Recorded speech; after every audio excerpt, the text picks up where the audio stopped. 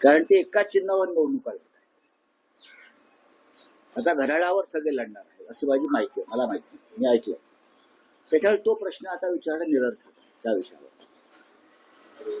आता सोलापूरला 2 शिवसेना एकत्र लढतायत, माझ्याकडे माहिती नाही. माझ्याकडे माहिती नाही, हा निर्णय अधिकृतपणे झालेला नाही. एक तुम्हाला मी सांगतो, अशा प्रकारचा कोणताही निर्णय शिवसेना पक्षप्रमुख उद्धव ठाकरे यांनी घेतल्याची माझ्याकडे माहिती नाही आणि ते घेतील अशा प्रकारचा निर्णय असं मला वाटत नाही. पण राज्यात आमदार सोलापूरचे आमदार आहेत दिलीप सोपल, त्यांनी अधिकृत पोस्ट मला माहित नाही, माझ्याकडे माहिती नाही, माझ्याकडे माहिती नाही. आमच्या भावना तीव्र आहेत शिंदे गटाविषयी, त्याच्या माझ्याकडे त्या संदर्भात माहिती नाही. अशा पदाधिकाऱ्यांवर काही कारवाई होणार सर? माझ्याकडे काय घडलंय त्याच्याविषयी माहिती घेणार का? जोपर्यंत पूर्ण माहिती आम्ही घेत नाही आणि उद्धव साहेबांशी चर्चा होत नाही तोपर्यंत या विषयावर बोलणार. आज माहिती घेणार नक्की रावसाहेब, काल राज ठाकरेंनी एक भावनिक विधान केलं. त्यांचं असं म्हणणं होतं की शिवसेना पक्ष सोडणं हे मला घर सोडण्यासारखं होतं आणि गेल्या 20 वर्षात जे काही घडलेलं आहे, मलाही माझ्या चुका समजलेल्या आहेत, उद्धव ठाकरेंनाही समजलेल्या आहेत आणि आता हे सगळं सोडून द्यायला. तर जसं पवार कुटुंब हे कुटुंब म्हणून एकत्र आहे आणि पक्ष म्हणूनही एकत्र येत आहे, तसं ठाकरे बंधूंच्या बाबतीत काही घडू शकतं. पक्ष म्हणून आम्ही एकत्र आलो ना, तुमचा प्रश्न चुकीचा आहे. त्यांचं जे तिसरं वाक्य आहे ते अत्यंत महत्वाचं आहे, थर्ड स्टेटमेंट, की आता आम्ही सगळं विसरून एकत्र आलेलो आहोत. सगळं विसरायला पाहिजे महाराष्ट्रासाठी. त्यातलं हेच वाक्य महत्वाचं आहे ना, याच भावना महत्वाच्या आहेत दोघांच्या वतीनं.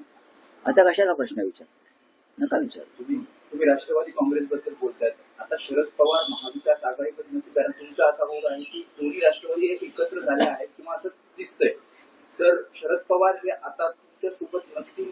राष्ट्रीय पातळीवर तुम्ही चुकीच्या दिशेने प्रश्न विचारता. मी असा विचार करतो, तो आम्ही सगळे असा विचार करत आहोत की शरद पवार हे अजित पवारांसह महाविकास आघाडीत येतील. असं काय विचार कर की शरद पवार आणि अजित पवार हे एकत्रित महाविकास आघाडीमध्ये, म्हणजे अजित पवारांसह महाविकास आघाडीत असेल ना. कारण शरद पवार हे आमच्या बरोबर आहेत, त्यांचा पक्ष महाविकास आघाडीत आहे. अजित पवार हे महायुतीमध्ये आहेत, तरी त्यांनी महाविकास आघाडी बरोबर पाठ लावलेला आहे. अशा वेळेला त्यांच्या तिथे कारवाई आणि आमच्या माहितीनुसार आणि खात्री मला अशी आहे की भविष्यामध्ये शरद पवार अजित पवार एकत्रित महाविकास आघाडीत त्यांना पडावं लागेल. एका दगडावर 2 पाय कसे ठेवणार, 2 दगडावरती पाय कसे ठेवणार? त्यांना काहीतरी एक सोडावं लागेल ना, किंवा काहीतरी एक स्वीकारावं लागेल. राऊतसाहेब, भाजपचे नेते अनेकदा आठवण करून देत असतात, सिंचन घोटाळ्याची फाईल अजून ओपन आहे. मेलं मेंढरू आगीला भीत नाही. तुम्ही त्यांना एकदा क्लीन चिट दिली आहे ना, तुम्ही एकदा क्लीन चिट दिली आहे या सगळ्या घोटाळ्यात. स्वतः प्रधानमंत्र्यांनी गर्जना करून पण ते सरकारमध्ये आले. आता कोणत्या तोंडाने तुम्ही त्यांची फाईल ओपन करणार आहात? त्या फाईलमध्ये काय आहे की नुसता डरकाळ्या फोडताय पोकळ? छगन भुजबळ यांच्या विरोधामध्ये किती बोंबा मारल्या, ती पहिली केस आहे. छगन भुजबळ 2.5 वर्ष जेलमध्ये राहिले, आमच्यासारखे लोकही राहिले. पण आज भुजबळच्या सर्व प्रकरणामध्ये ईडी पासून EOW पर्यंत त्यांना निर्दोष असल्याचा निकाल दिला. याबद्दल या राज्याच्या गृह खात्यानं आणि ईडीनं प्रायश्चित घेतलं पाहिजे.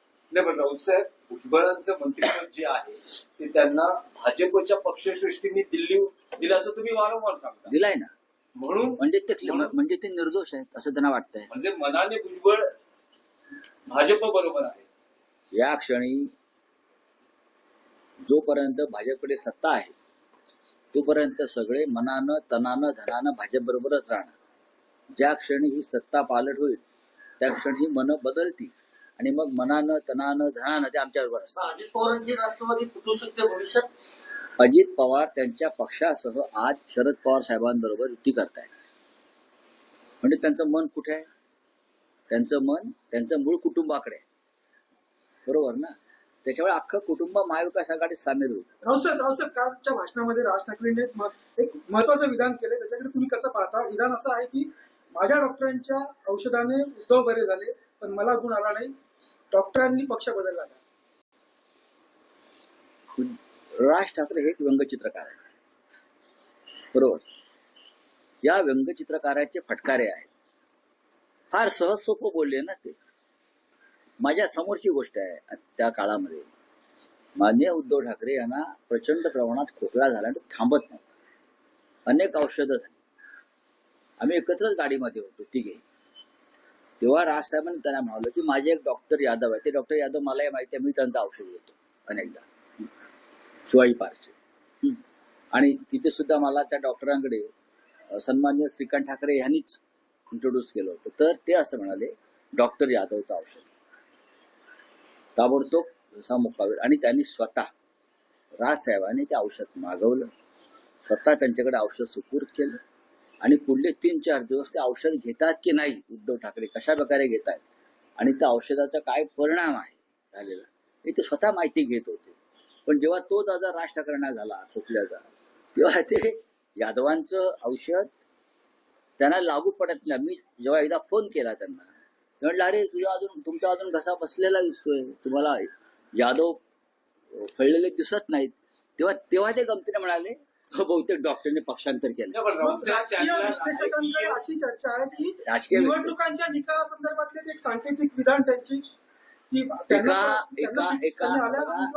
जे असा विचार करतायत त्यांनी स्वतःला विश्लेषक म्हणू नये. नाही राऊत साहेब, राज ठाकरेंच्या भाषणाचा फायदा उद्धव ठाकरेंना झाला असा त्यातला एक राजकीय विश्लेषणाचा हे जातोय.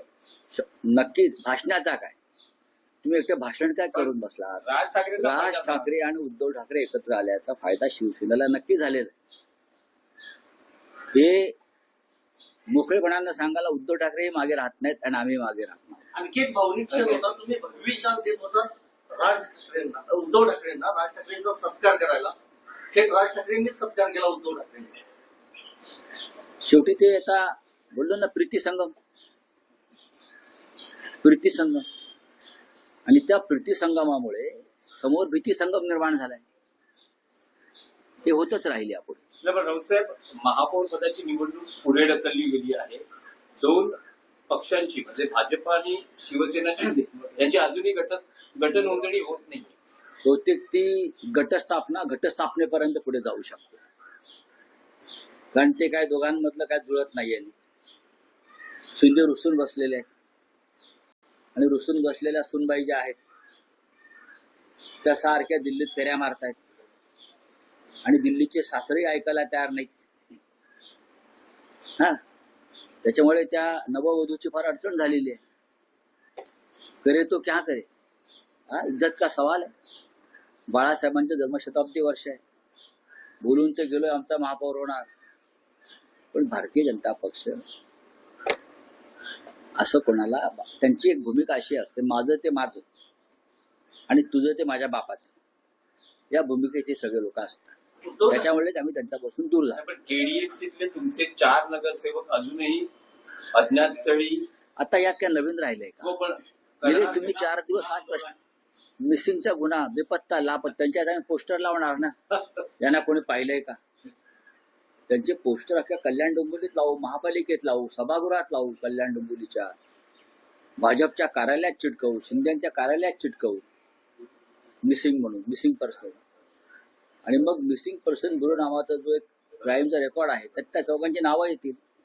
उद्धव ठाकरे जर मुख्यमंत्री झाले नसते आणि आदित्य ठाकरे त्यांचा मुलगा जर मंत्री झाला नसता तर शिवसेना फुटली नसती, असं रामदास कदम यांनी म्हटलं.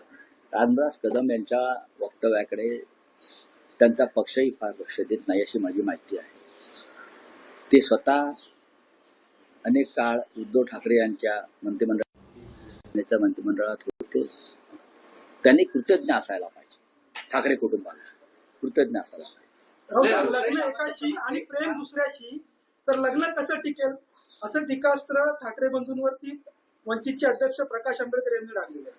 ते खूप महान आहेत, आंबेडकरांचे नातू आहेत, आम्ही त्यांना नमस्कार करतो. अकोल्यामध्ये चंद्रपूरमध्ये ठाकरे गुट को शिंदे गुट के पदाधिकारी सपोर्ट करते हुए नजर आ रहे हैं। कहाँ? सौरभ नहीं, मेरे पास कोई जानकारी नहीं। चलो छगन भुजबल ने क्लीन चिट ली है, इसका पर क्या कहना है? काफी देखिए, छगन भुजबल जी ये देश का पहला केस था। एक कैबिनेट मंत्री को महाराष्ट्र में, एक कैबिनेट मंत्री को एक झूठे मुकदमे में फंसाकर पीडी यूडब्ल्यू ने अरेस्ट किया और 2.5 साल तक उनको जेल में रखा, उनको यातनाएं दी। हाँ? वो चिल्लाते रहे कि मैं निर्दोष हूं। महाराष्ट्र सदन घोटाला, करेक्ट। अब महाराष्ट्र सदन भी दिल्ली में खड़ा है। छगन भुजबल जिनके ऊपर बीजेपी ने एक कार्रवाई की, उनको बीजेपी ने मंत्री बनाया है और ईडी ने उनको बाइज्जत छोड़ दिया है, निर्दोष।